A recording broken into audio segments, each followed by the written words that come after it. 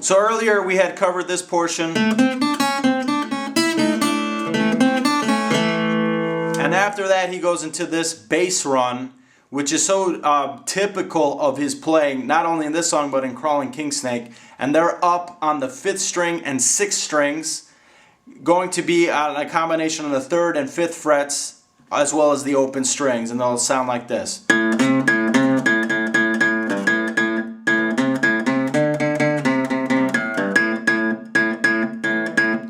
Alright, very easy to play. If you have the tablature in front of you, it's very straightforward. So what he's finding is the open string on the 5th string, then he plays the 3rd fret, 5th string, back to the open, 3rd fret,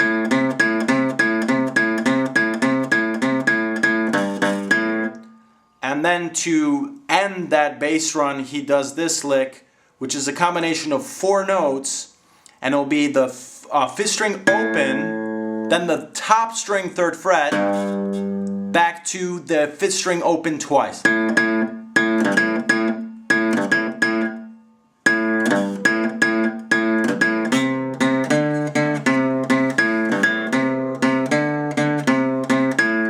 Alright, and that's something that he plays in Crawling King Snake as well.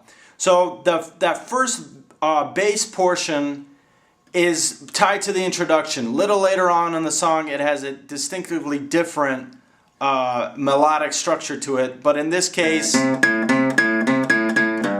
sits on the 3rd fret a little while. But in the second portion of that he now goes into the 5th string, 5th fret, back to the 3rd fret, 5th string,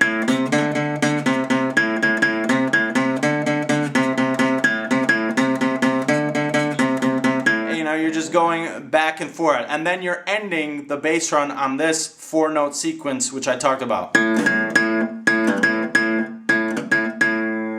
So very easy and straightforward. Not going to spend too much time on that. When you listen to the original recording you could get it down pretty pat.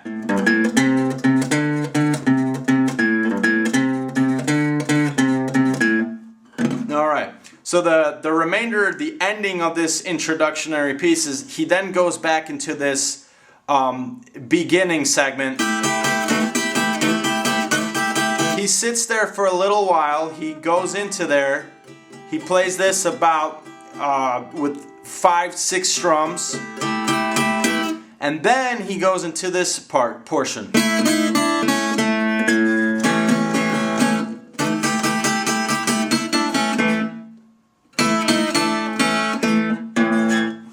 And this lick is, you play like this, and then you do this chromatic run on the 2nd string, going down, up the neckboard from the 3rd fret to the 1st fret on the 2nd string. 1, 2, 3, then the open string on the 2nd string, ending on the 3rd string open string.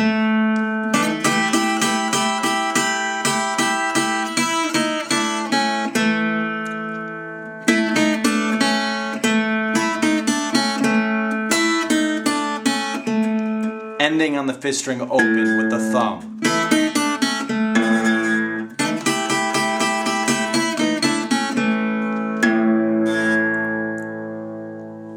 Very easy, and you have the tablature in front of you. That's also very easy to follow along with as well.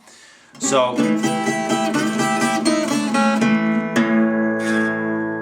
the bass run,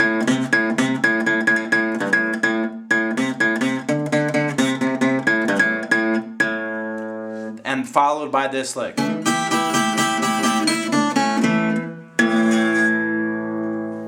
And then after that, he plays this measure. It's basically an A7 chord.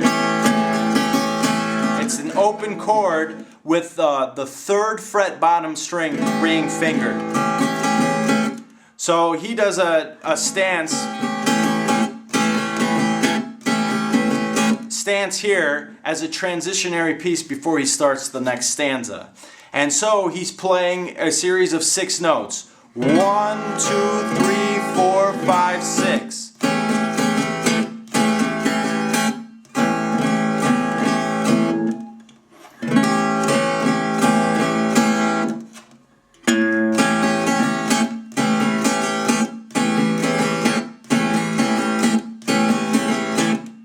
before he gets into the singing portion of the song.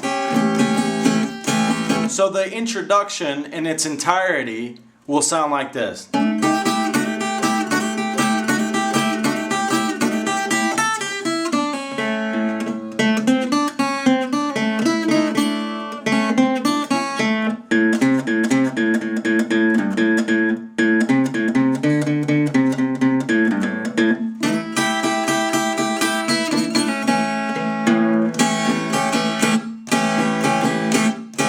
So I'm going to go a little bit slower this time, but put it all together and it kind of makes a lot more sense. So I'm going to go really slow this time, and that will wrap up our portion on the introduction.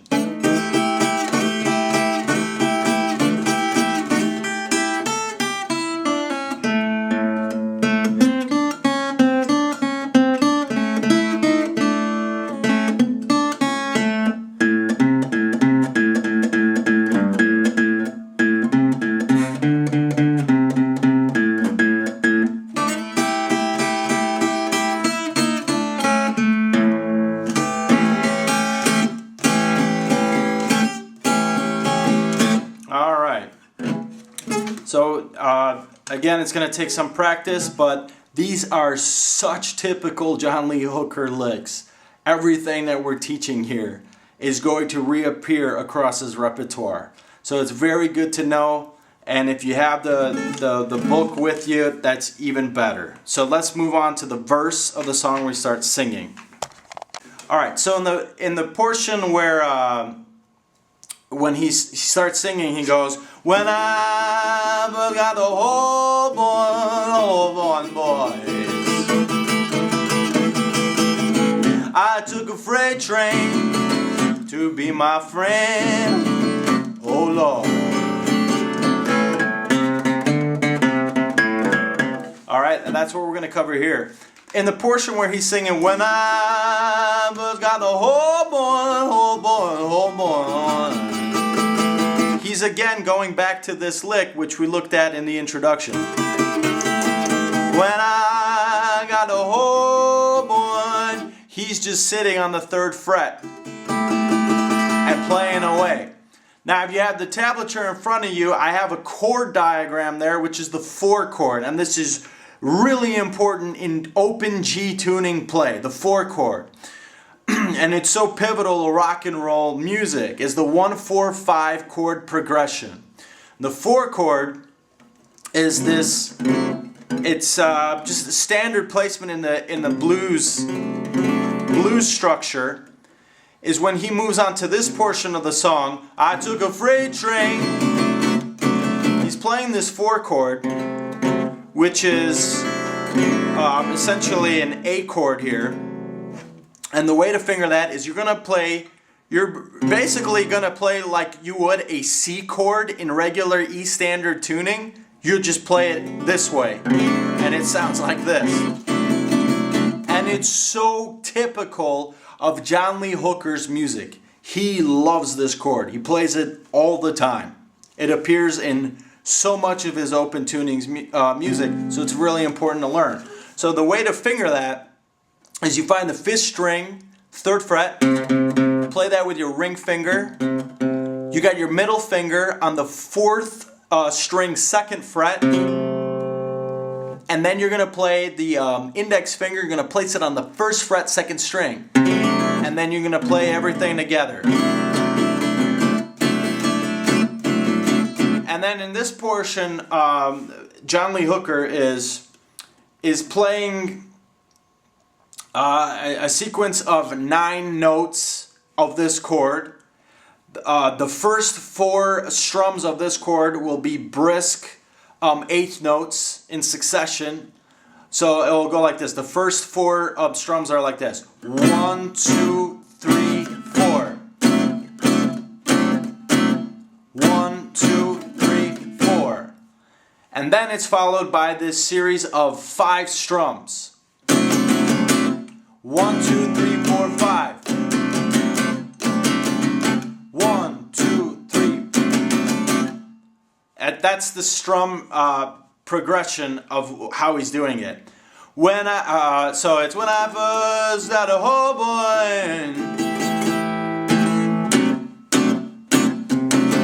I took a freight train to be my friend. It's that succession of chords. 1, 2, 3, 4.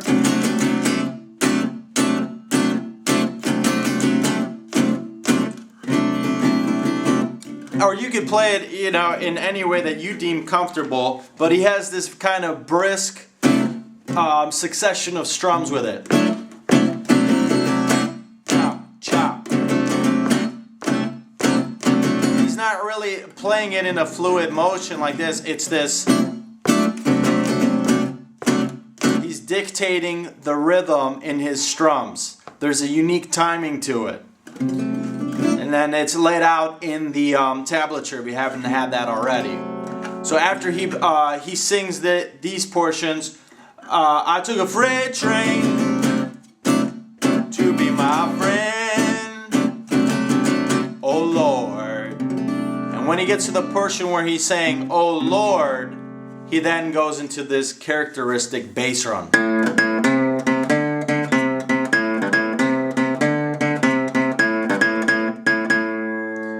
And that's what we're going to look at here. Now, we covered a little bit of that in the introduction when I talked about that bass run. And this sequence, it's again, you play a series of 10 notes here. The first one being on the 5th string open. Then you go to the top string, 3rd fret, back to the 5th string open, to the 3rd fret, 5th string, play that twice. Then to the 5th fret, 5th string, play that twice. Back to the 3rd fret, 5th string. Then open on the 5th string. Back to the 3rd fret, top string. So it's 1, 2, 3, 4, 5, 6, 7, 8, 9, 10, 11.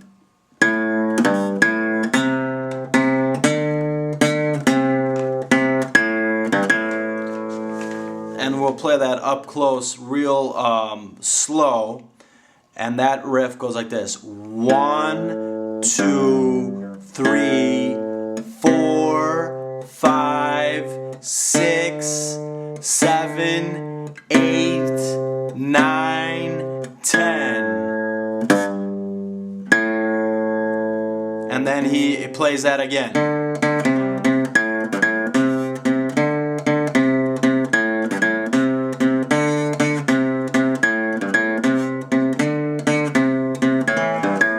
Very simple and straightforward.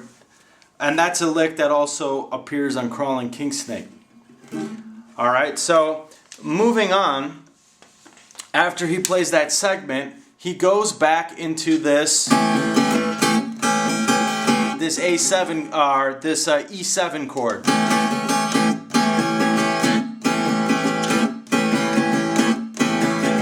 Notice the discipline of his strums. The 4 chord, back to this E7 chord. This is so typical of his style of play, and it also has that element of Robert Johnson.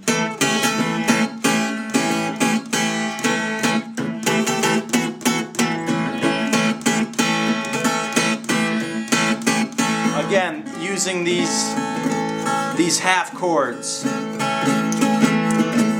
So prevalent in that style of play. Very much Mississippi Delta blues style at its finest. So he goes into that chord, and then he starts off in the next stanza and verse the same. You know, I hobo, da hobo, da hobo, hobo. I was a long, long ways from home, oh Lord. And then the next portion here is going to be a little bit different than the bass run.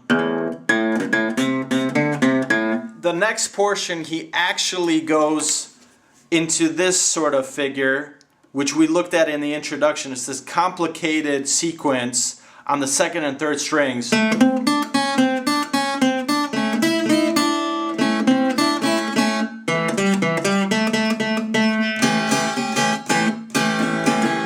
Alright, so we'll go ahead and cover that in the next sequence.